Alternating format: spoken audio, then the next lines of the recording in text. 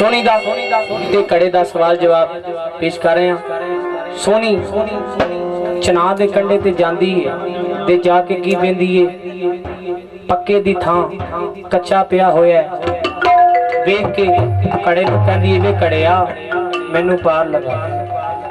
कड़ा कहंदा सोहणीए मैं कच्चा मैं खुर जाना तू रुड़ जाना। रात अंधेरी है बदलों दा शोर है सोहणीए पिछा मुड़ जा। सोहनी कहंदी है मैं पिछा मुड़न वाली सोहनी नहीं। ते कड़े नूं की कहंदी है सोहनी ते सोहनी पेश कर रहे हैं चंद बोल अपने साहिबाना दी फरमाइश ते। कड़े नूं कहंदी है ते मैनू पार लगा दे जाके भाई तोड़ लिया तुम्हें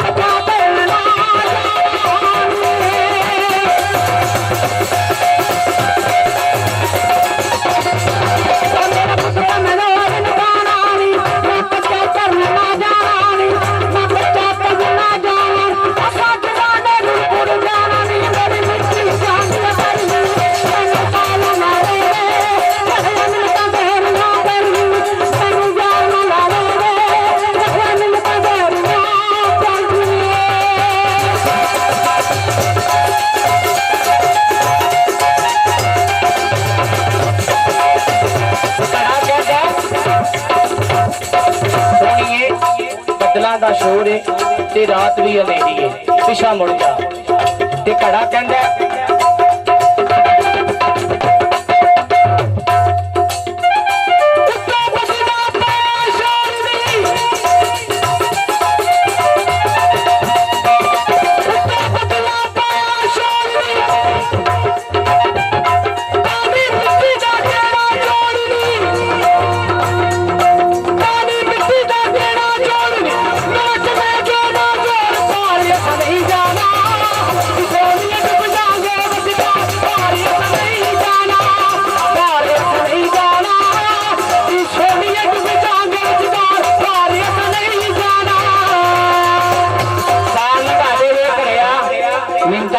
घर दी गाना गाया आशिक जट दा अल्लाह जन्नत नसीब करे बड़ा अच्छा फनकार सी।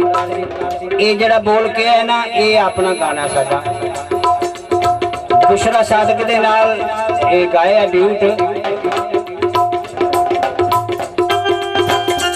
सुन कड़िया मेरी पुकार जी अज ना ले दे पार मैनू मेरा रुस जाना मही वाल पार मैनू ला देंगे बोल के बच्चे ने महीने